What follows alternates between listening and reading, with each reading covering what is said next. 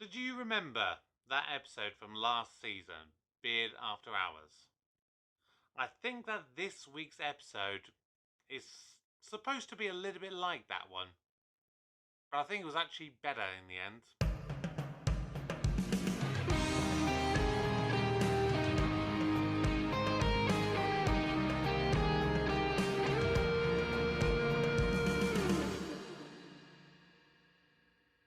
Hello everybody, welcome back to the channel. My name is Kevin, I am a geek, you are watching Kevin the Geek, and it is time for another Ted Lasso reaction.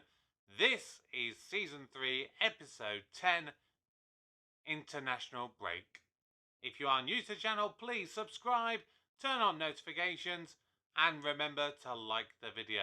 And please drop your comments down below, but let's not waste any time, let's get started with the reaction. Hello, welcome to Soccer Saturday. I'm Jeff Stelling, here with George Cartrick and Clinton Morrison. Now, the hottest team in the country is clearly Richmond on a 10-game winning streak on the back of some truly 10-game winning streak by Sam Obisanya. But our top story, the mysterious managerial vacancy at West Ham United. The club has suddenly parted ways with the wonder kid, Nathan Shelley. It's a shocker, Jeff. What? We were having a great season. Yeah, but look, Nate Shelley isn't the reason West Ham are in second place. I mean, Wonder Kid? Come on. He was my kit man, for God's sake. Anywho, we want to say good night and good luck to the fellas on our squad that have been chosen to represent their home country next week. Coach, who are we talking about? Just up the way at Wembley, making his debut for England, Jamie Tartt. Way! Taking the plane to Toronto. Played goal for Canada, Van Dam. Who will be going up against Mexico and Danny Rojas. Daddy! And repping Wales, Colin Hughes. Yes! Is that it? That's it. Oh well. Not all of them can go. Oi, 24. They fucked you, man, I'm sorry. It's okay. Hey, congrats to you, though. Listen, you good, yeah? Yeah, of course. It's a big deal getting to play for your country. So I can get why Sam feels gutted. I am not your bro. Oh, No, is it no, Canada no. versus You see? Mexico? You will be my bitch. Oh, Hijo de su pelona madre. Cargó el payaso, güey. But heaven knows I tried. So you're telling me it only shows up once a month? And it never skips a month? Only if you're pregnant. Well, shoot. I gotta check out this wine delivery service. Sounds like a real corker. Yes, Ah! Did you hear about Nathan? I did. What do we think happened there? I've actually been hearing rumblings of inappropriate workplace behavior over at West Ham. See? Excellent girl talk. So, chaps, what do we think? Is Nathan capable of being involved in something like that? No. No. Edwin Akufu's back in town. Oh, Oh, now. God. Apparently he's sniffing around about trying to create a super league of some sort. Oh, Jesus. I'm sorry. Why is it so bad that a billionaire wants to put together a bunch of superheroes to fight crime? Ooh, Ted, you're thinking of the Justice League. Oh, Super League is when Ted. the world's biggest and wealthiest teams decide to compete against each other. So not only would A David bad never get to idea. face Goliath, the Davids could cease to exist altogether. Wow. No, I wouldn't be surprised if Rupert was involved in this. Yeah. Speak Interesting of the devil. thought. Ha ha! I like that she's got him there as the devil. So, did I miss something right at the start? Has Nate been sacked as West Ham manager? Because if that is a thing, I like to think that should have been a bigger deal. Because it seemed to just kind of slip in nowhere. Am I an idiot? Sometimes, yes. No. I meant for quitting my job. Oh, he quit. Oh.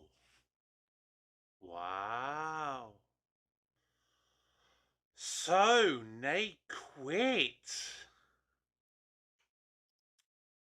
Interesting. Really interesting. Need to find out more about how that's come about. Oh, press are going to be outside, aren't they? Yep.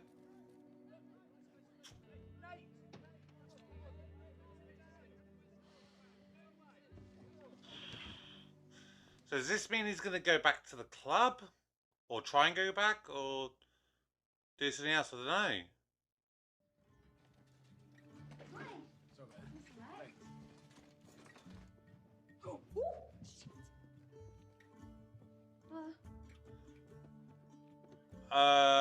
What the fuck? Oh, has Jack pulled the funds? The board of the VC have decided to pull funding. They're shutting down KJPR. I mean, surely they should give her a chance to get alternative funding. Don't worry, we've got plenty of time. We don't have to be out till Friday. It's Wednesday. So I'm wondering, is Rebecca going to try and offer the chance to bankroll Keely's firm? But if she does, will Keely accept the offer? Because I have a feeling that Keely may be a bit too proud and not want to accept the help from Rebecca. Poor Keely. I mean, she didn't deserve that. Jack's a bitch. Can't deny it. Danny, want some chips?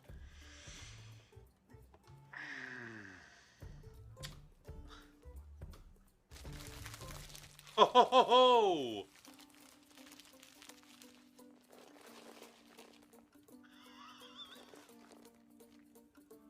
Wow. I mean, I know there's nationwide rivalry, but damn, Danny. Oh, so sorry about the national team. Oh, well, you know, I guess I could have worked harder. Well, how? Wonderful. Oh, there we go. Finally, something between Rebecca and Sam. And it's only taken, what, 10 episodes of the third season? Because it kind of makes their relationship almost feel pointless. Hello, Rebecca. Oh, what the fuck are you doing here, Rupert? What do you want? To invite you to this meeting for the Akufo League. Oh. I will put it out there now. A Super League is not good for the game of football. What happened with Nathan Shelley? Some people just aren't ready when they get their shot. Ooh. I think there's going to be a little bit of miscommunication with a lot of parties. A lot of them thinking he's been fired. Happy Uncle Day! Yes, happy Uncle Day! You know it's not a real holiday, right? Yes, it is. Right, Mummy? Any day that annoys Roy. Holiday Oh! Finally, Phoebe's mum. Sorry, I'm late. Oh, it's okay. You can just sit down next to Uncle Roy. Hello, Uncle Roy. What the fuck is he doing here? I had to invite your best friend. He's not my Oh! best friend. Well, you talk about him a lot. Yeah. We spend every day together. Well, Yeah. he's not. Now open Jamie's gift. Oh, it's stupid. It's dumb. I don't know. I really want to know what this is now. It's your original England kit from the 2014 World Cup. Your name's on the back and everything. Wow. I got him to change the E to a U.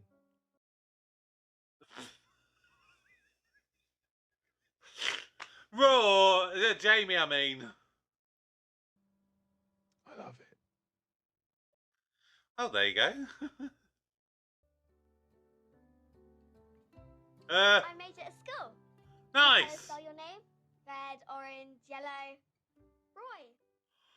Wow! I love Phoebe! What, I mean, I fucking love it. Another pound. Worth it.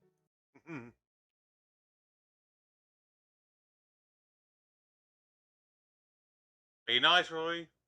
Thank you. Thank you. Yes. Exactly Okay, what you Mum should and say, I are Uncle going to Roy. put our costumes on for the performance. Heads up, team, Performance? there is an intermission. Your sister is fit. I will cut your eyes out. Yes, I was so sad to hear that you were not selected for Nigeria's national team. But I was happy to hear that the Nigerian government was pleased to accept a free $20 million check from me to keep you off the team. I will never stop, you Nigerian turd. Never. Ever. Hold it together, Sam. No, never. What's that? I'm guessing that's some sort of African insult. Stop right there. Sorry. What the fuck are you doing, Nate? Leslie? Sorry, Why is it then Higgins can never have a cup of tea? Oh.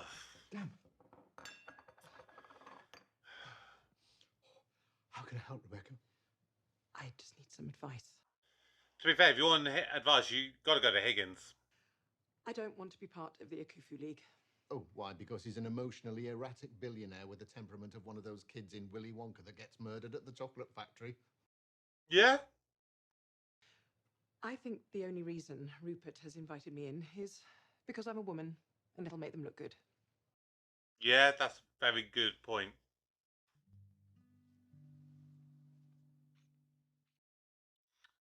Good job, Higgins. Do not waste some tea.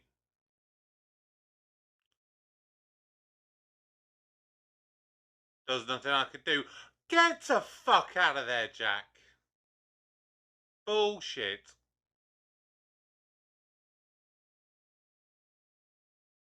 Why is everyone staring at Roy? Oh! Oh! Is he wearing it? Is he wearing the tie-dye? Yes! So they think he's having a nervous breakdown. That just goes to show how much he loves Phoebe. It even makes himself look like a dick for her.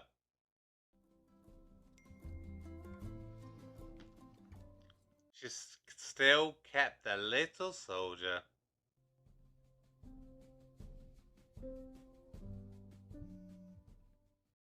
The first line of defense.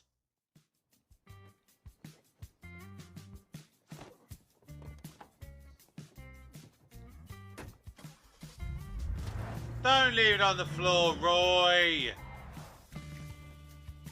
That's it. Go back and get it. But don't run over it.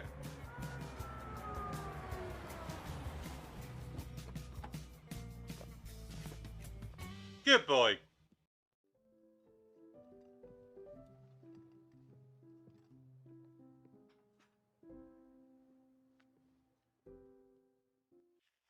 Is Nate's dad going to have a heart-to-heart with him? Because it always seems that he's always quite tough with him. Maybe he's going to be quite nice to him for a change.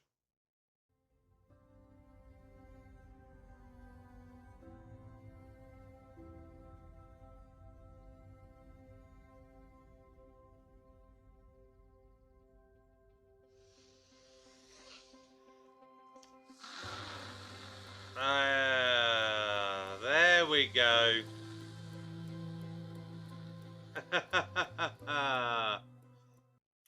It's one thing for Rebecca to say that she does this. It's another for her to actually do it. It shows after all this time, she still cares what people think about her. Have a nice day, Uncle Roy. You too. You look nice. Sure. Bye. That's a pretty perfect tie-dye, isn't it? Oh, here we go. Hello, Miss Bowen. Oh, you don't have to call me Miss Bowen. You can use my first name. Okay. You don't know, do you? Ah! Leanne. Leanne. Like your T-shirt. You have to protest the Vietnam War? Baby made it for me. Ah. You look different. Well, yeah. I don't normally dress like a fucking clown. Yeah, I don't mean the T-shirt. I mean you. You seem lighter than the last time I saw you. Less stuck.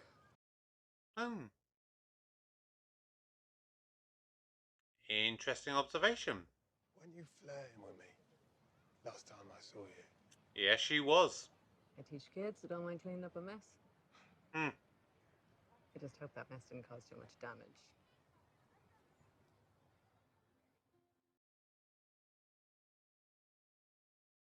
Oh. It's having a light bulb moment.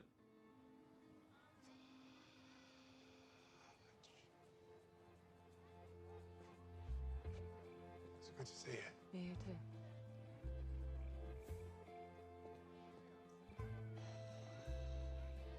I don't mind cleaning up a mess. Smooth move, fuckwit.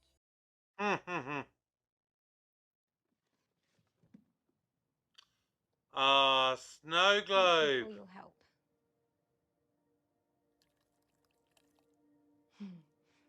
I really wish that we could have worked together longer. You're fun. Thank you for accepting my invitation. How could I resist the chance of having a bunch of old men speak directly to my chest? Yeah, unfortunately, that goes with the territory sometimes. Miss Fred, Rebecca Welton. Rebecca, this is my assistant, Miss Fred. What happened to the other one? What happened to the corporate pixie dream girl? Yeah. Oh, skewed, dramatic. Shall we? Yes. Could she have something to do with what's happened to Nate?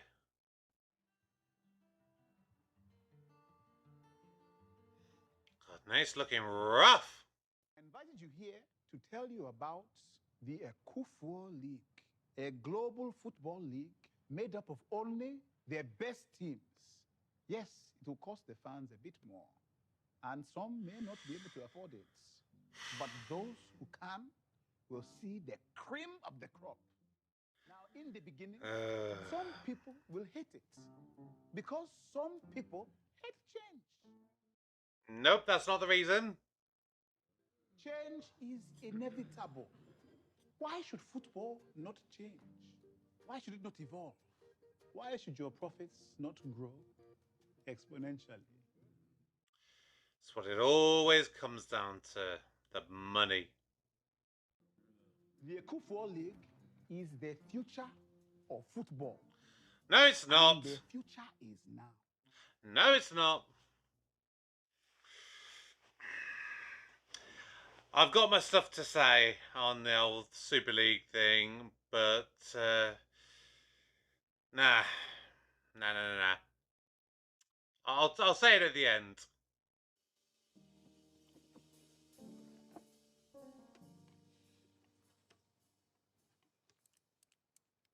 Nate was a violinist. For some reason that kind of actually makes sense. Rebecca? What do you think? Tell them to fuck off. Is this a fucking joke? Yes! Yes!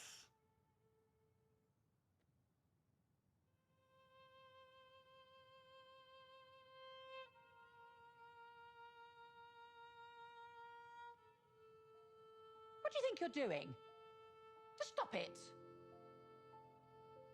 I mean, how much more money do any of you really need? Yeah? Why would you ever consider taking something away from people that means so much to them? Yes! It's not a game.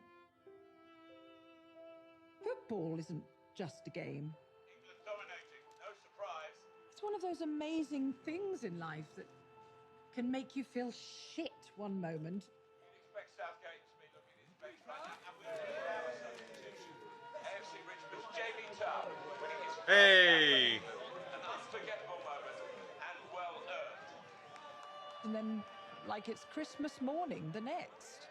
Tarp wearing 24, the nod to his Richmond teammate, the spectacular Samuel Bissania. It has the ability to make heroes and villains out of ordinary men.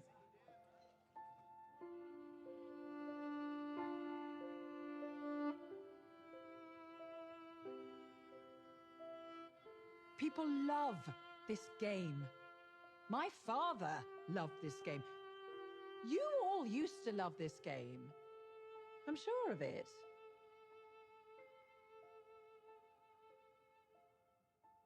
I knew this little boy, working class, from Richmond. He loved football so much. He used to sneak into the matches because his family just couldn't afford the tickets. And one afternoon, he finally got caught. And the security guard smacked him round the face, knocked him on the ground. But that little boy stood up, smiled, kicked the security guard in the bollocks and ran away. Never to return. Until 25 years later, when he walked in and bought the entire club. And on his first day as owner, he went and found that same security guard and gave him a pay rise without any explanation. Just because we own these teams doesn't mean they belong to us. And I don't want to be part of something that could possibly destroy this beautiful game. Because I would hate for all those little kids and grown-ups out there to ever lose access to that beautiful, passionate part of themselves. What a lovely speech. Now, who wants to make a lot of money? Fuck off, dickhead.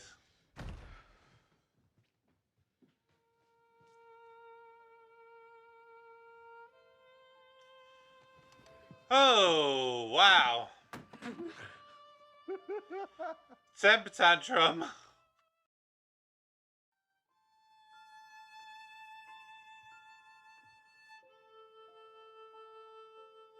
Jesus fucking Christ. I really miss hearing you play. Thought you hated it when I played. Why on earth would you think that? Because you literally said that to me once, Dad. You said I wouldn't practice enough. I was squandering my potential and wasting my privilege. You were given opportunities I never had. And so I expected a lot from you. Well, it scared the shit out of me. I know that now. And I'm sorry. I didn't know how to parent a genius. You're brilliant, son. You've always seen things other people couldn't. And that's a blessing.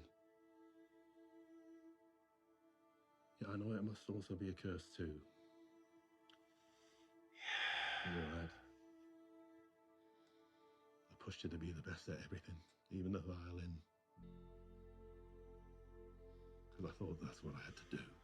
I thought that's what you wanted. I just like playing. Nathan, be successful. Don't be successful. I never cared about any of that. I just want my son to be happy.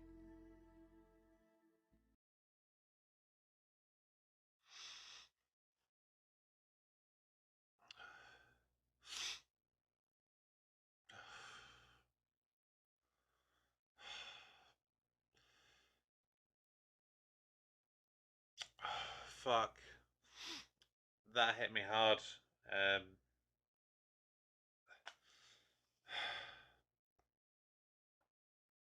That feels quite personal for me. Again, I'll explain a bit more at the end, but oof.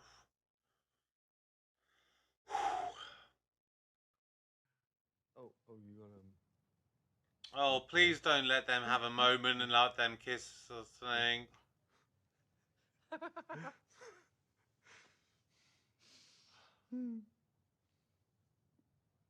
No, no, no, no!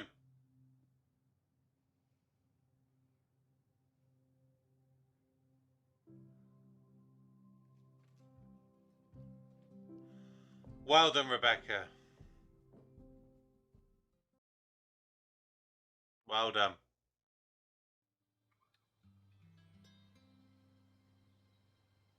I still can't read your handwriting.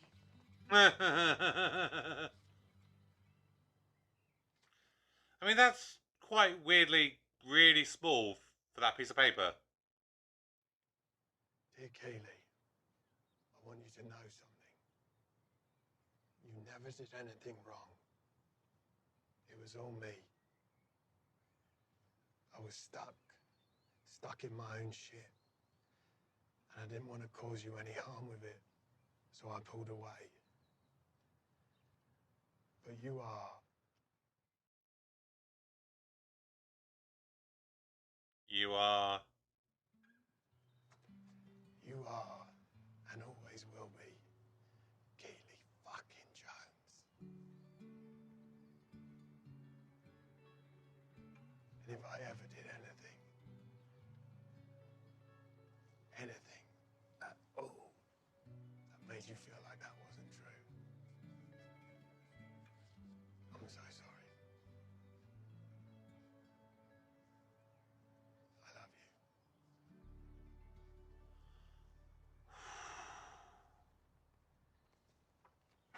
Sincerely yours, Roy Kent, XOXO. You are the only Roy I know. I didn't want to assume.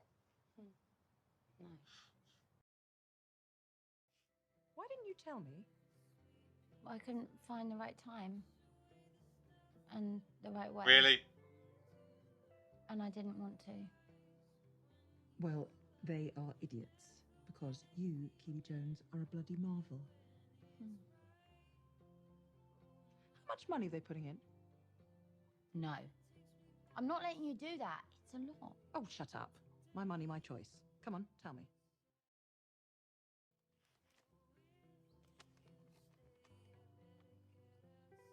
Are you joking? I told you.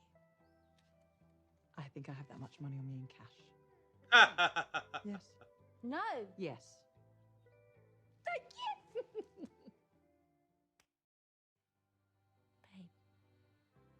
Babe. That's huge. Jesus, can you imagine if you fell for it and you got back with Rupert? After all that floppy cock is done, Hi, Roy. insane. You have to be at the bottom of your emotional barrel to do something that dumb, right?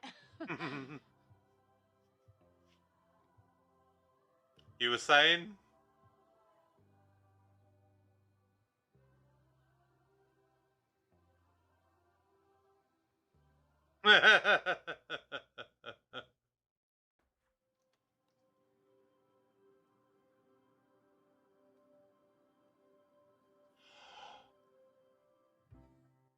Is Nate trying to come back as Kitman and nothing else?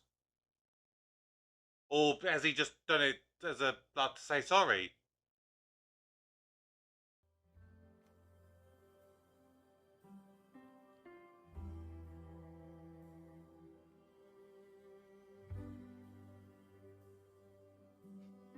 What was that on the piece of paper? Is that like an lavender?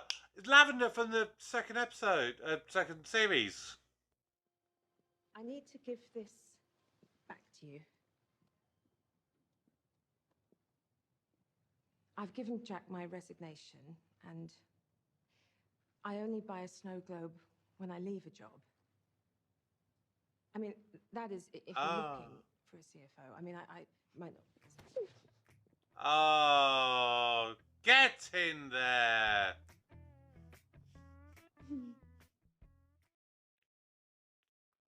I mean, it's nice that we now actually understand the reason behind the snow globes. KJBR is back. Hola, amigo. Oh, hola. How's your nose feeling? It was such a crazy game, right? I mean, yeah, it was. So many memories. Yeah, maybe good ones for you, Danny. Maybe not so much for Van Damme.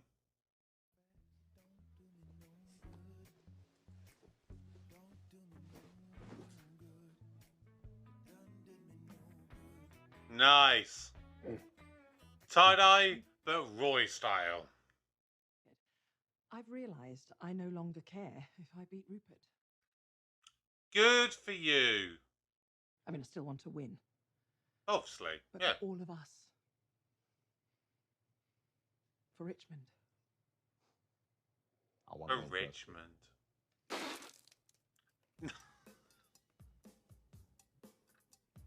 He had that Feels like coming. ceremonial at this point. Hey, as long as none of that tree piss gets in my mouth, I'm actually okay with it.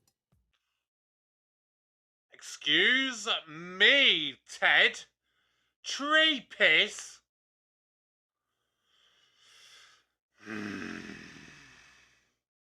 Wow, another great episode.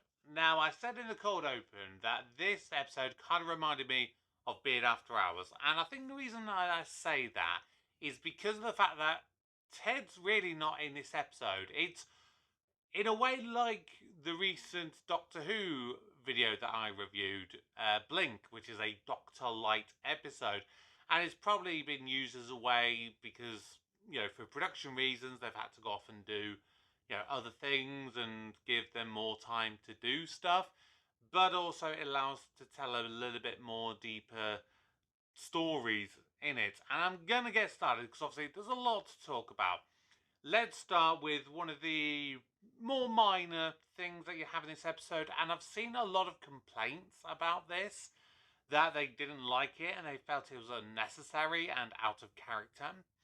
And I'm referring to Danny Rojas and Zero / Van Damme.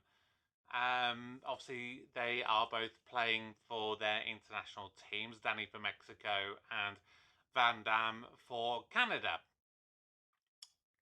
The thing that I think people don't like is the way that Danny, who is always such a beacon of niceness and positivity, he's really quite mean and they feel to some extent cruel. Now, I didn't really feel that. I didn't have that vibe with it. And for me, the reason for that, again, I'm a massive football fan, if you're not already aware.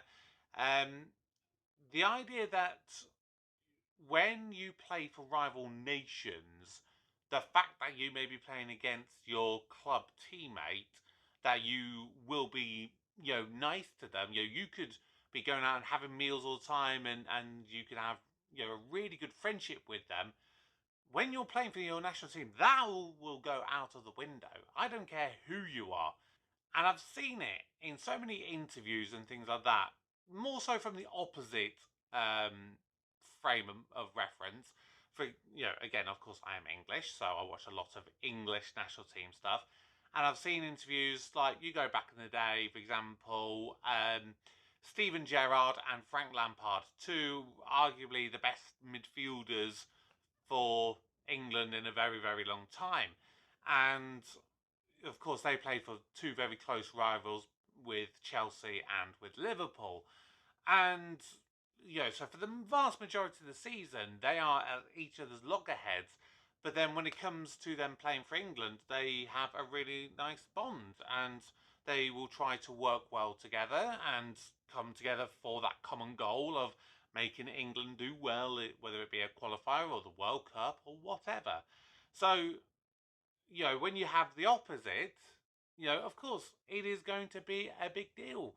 And I remember the big one, which was, if I remember rightly, I think it was the 2006 World Cup, with the incident between Wayne Rooney and Cristiano Ronaldo, where basically Cristiano Ronaldo, with his infamous wink, he basically appeared to have played his part in getting Wayne Rooney sent off. And ultimately, you know, they then had to go back to their clubs and deal with it. And, you know, they had good talk about it, and they were absolutely fine with it. And again, it's because in that moment, it was Cristiano Ronaldo playing for Portugal, Wayne Rooney for England. They both wanted to win the World Cup. And unfortunately, sometimes you're going to have to do a horrible thing to get rid of one of your opponent's better players. So, yeah, I think it was all mind games with Danny and Van Damme. So for me, I didn't read too much into it, and I liked it. Seeing Danny being a little bit different to what he's normally like, and I think for Van Damme that would have unsettled him, and it would have played mind games with him. So that I really didn't have any issues with. Now, the Super League aspect of things with, obviously this Edwin Akufo was trying to set up. Now, of course, in real life, last year, there was this very much situation, and it nearly happened. It actually got announced, and there was humongous backlash. And, yeah. No. The idea that you have a Super League which is made up of all the best clubs and all the best players sounds great on paper. The problem is, it does a massive, massive disrespect to all of the lesser teams, for lack of a better term, and, this is what disgruntled a lot of people. With the announcement of the actual Super League in its form that was announced last year in real life, it was basically going to be a core group of about 12 clubs who were going to be founding members, and they would always play in this league. They would never, ever not playing it. And, that basically goes against, for me personally, sport in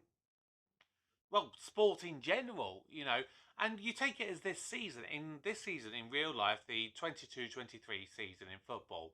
Just take the Premier League as an example.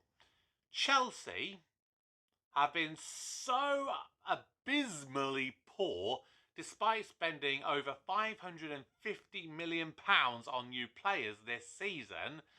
It always shows that you are going to have bad times. And then you look at some of the ones that are going up near the top and are trying to crack into the established top six. You have Newcastle. Okay, they've had a bit of money, but they've done it and spent quite wisely.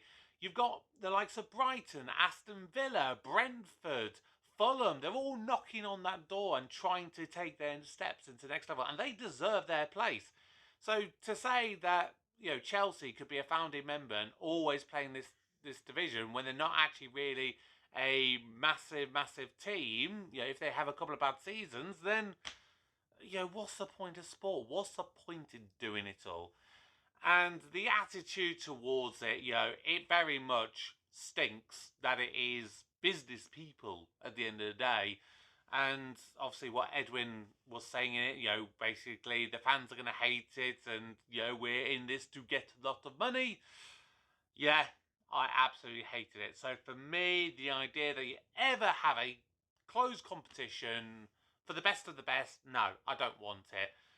I mean, that's in theory what the Champions League is supposed to be. You have the best teams, of the previous season coming to play in the next one and battle it out. And okay, it has felt a little bit stale in, a large number of years. And again, that's maybe because the established lot aren't really shaking it up. And so, yes, maybe there are ways that we could adapt and improve, but that is what it is. The Champions League is effectively a Super League, but it's because people, and especially people that are outside of the, the bigger countries that are often in the Champions League, when you have people like in the Far East and maybe in America and Middle East and places like that where it's not really their scene, most of them are going to be supporting the likes of Man City, Man United, Real Madrid, Barcelona, but have no real affinity to it. Whereas the people that actually do have an affinity and made clubs what they are, they're the people that are getting disrespected. And if it's going to come down to money and the actual true fans get priced out of it, then unfortunately, then ultimately, it's not football. It won't be football anymore. It's not the game that it was always intended to be, and I will stop being a fan if it ever gets to that point. Now, obviously, Edwin Akufu, he dealt with Sam in this episode, and you know, I didn't really think too much with the Sam situation. Yes, it is really disappointing that his dream kind of has suffered a blow simply because he decided to turn down a rich, spoilt toddler at the end of season 2. I'm hoping they'll do something and they find a way of getting him to be able to play for Nigeria, you know, but if he doesn't, you know, it's just one of them things, unfortunately, and it'll be something he has to live with. Obviously, we saw the briefest glimpse between him and Rebecca, and I'm still annoyed that they've just not done anything with it for this entire season. We've got 3 episodes left of the season, so unless they bring something in next season, it will literally feel for me, what was the bloody point of Sam and Rebecca? You know, Sam's not done anything, so it's not like he broke up with Rebecca and, you know, I had a feeling for a little while that maybe he's going to get with Simi, the girl in his restaurant. But again, that's just kind of not really done anything. They just more seem to be going on the friends route with them. And Rebecca, I mean, obviously she had the bloody psychic thing, but again, that's kind of fallen by the wayside a little bit. I'm trusting in the writing process because I don't think they're going to do anything without any reason.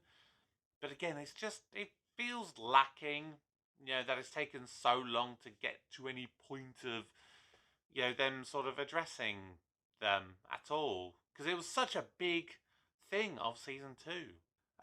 Keely, of course, she, I mean, I kind of expected it, that Jack would basically withdraw the funding. But I felt it was a little bit over the top to basically seem to suggest that they literally had 2 days to basically get out of the office. Because surely, from a business point of view, they've signed some form of lease, and okay, if they've maybe not been able to pay it, they may, you know, need to work something out. But to say that Keely comes to the office and they're literally already taking the sofas and all this kind of stuff out of the office, it doesn't quite add up. But her and Roy obviously seem like they're getting back together again. And on one hand, you know, I love that because I love them as a couple. But on one hand, I was kind of intrigued to see her get back with Jamie, judging on the progress that he's made, you know, as a person. I would have been really interested to see how them two would have worked in a dynamic. But like I said, I love Keely and Roy, and I love that Roy is addressing some of those concerns that he's had. For some people, it kind of felt, particularly with the dialogue he had with Leanne, the teacher, they were thinking, really, you know, what kind of struggles was Roy really talking about? But, you know, I think he was still kind of clinging to his past glories and not opening up to those newer ones. I mean, he was trying to in season 2. He was like going on the coaching team and various things, but he was still dealing with a lot of raw anger and emotion and things like that. So I get it. I really do get it. I think it was handled really, really well.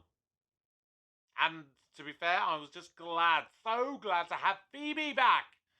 She's a breath of fresh air when she's there, and I love the whole, you know, Uncle's Day thing. I am an uncle myself. you know, I haven't got any kids of my own. I've got a little nephew. So I'd like to think that one day I will have an Uncle's Day. That'll be lovely. And finally, Nathan Shelley. Nathan Shelley quit his job at West Ham as the manager. That was something I really did not see coming. At least not yet. That was a very big turn of events. We obviously don't know as of yet what the reasons are. Because, you know, obviously the last episode, you could see that he was trying to bond with Rupert, but Rupert wasn't really having any of it. Nate's tried to do his Love Hounds thing, which is a play on the Diamond Dogs.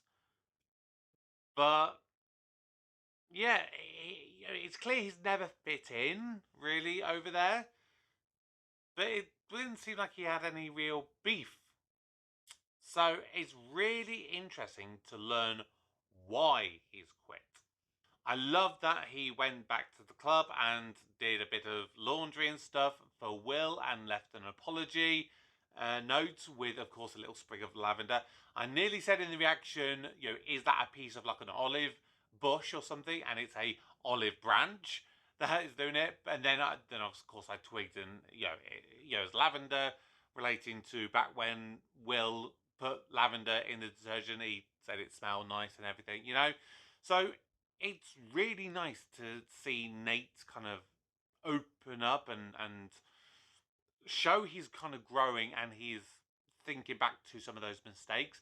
Whether he's going to do it with Ted, I mean, I kind of imagine he probably will. And in a way, I think it's nice that he's kind of come to the realization on his own without, you know, needing someone like Rebecca, for example, to have a go at him and say, you're a dick for doing this, why have you done this, blah, blah, blah. Obviously, the whole situation with his dad is really interesting. Now, I went back and re-watched the ending of season 2 where Nate kind of blew up at Ted. I'll tell you what I found interesting is if you watch the way that Nate has a bit of a go at his dad, it feels quite similar. And that's making me think that if Nate is maybe going to apologise to Ted because in a way Nate was maybe saying all the stuff to Ted when really it was the stuff that he subconsciously wanted to say to his own dad. That is my thought process at the moment. And again, I love that his dad kind of came to realization that he wasn't always the best father for Nate. There's a lot of stuff that's kind of happened. It's just kind of flown quite organically, and I really love that. I love the fact that they was able to use Nick Mohammed's ability to play the violin, because he is a very skilled musician. And interesting tidbit, the scene where he's playing the violin, obviously there's some piano underscore, and that was in fact his wife, his real life wife, who was playing the piano there. So there you go, little fun fact for you of the day. Now, obviously, I did get quite emotional during that whole bit with Nate and his dad. And I think the reason for that, I have been going through a very difficult period in my life recently. Kind of linking back to work. And it's been very difficult for me. And it's kind of all been happening as I've been doing these kind of season 3 reactions. And hopefully I've not ever really let it kind of show and come out. I like to think I've been able to kind of put that to the side. But a lot of the subject matters that have been spoken about, you know, really have hit home. And I've said this for pretty much anyone I've ever spoken to since I first watched Ted Lasso. It's the show that I watch when I need a metaphorical hug. It's a show that deals with such amazing ability of showcasing, you know, stress and anxiety and mental ill health. And I have had a very difficult time lately. And, you know, certain bits within this episode, you know, seeing Nate's, like the morning after he's quit, you know, he's kind of lying in bed and not wanting to go anywhere. That was me. Like, maybe only about 4 weeks ago, I unfortunately had to take some sick time from work, and I didn't want to go anywhere. I didn't want to speak to anybody. You know, even my friends were trying to reach out, and I wasn't really responding as quickly as I probably normally would. And people have noticed it at work that I haven't really been myself for a long period of time. And, you know, I'm working on my issues, you know, just in the way saying that, for example, Ted does in the show. But this is the thing, and I've said it so many times in so many episodes, that you need a good network of people around you. You need people to listen to you, to support you, to kind of tell you when you're not doing necessarily the right stuff, but also, like I said, you know, to listen when you need to have a rant and event. And, you know, I'm hopefully coming through the other side of these issues that I've had. But yeah, that's why I think that particular scene just got me so emotionally. But what are your thoughts on this latest episode of Ted Lasso? Whatever your thoughts are, good or bad, drop them in the comments. Just remember to be respectful. Until next time, my name's Kevin. I'm a geek, and you have been watching Kevin the Geek. Goodbye.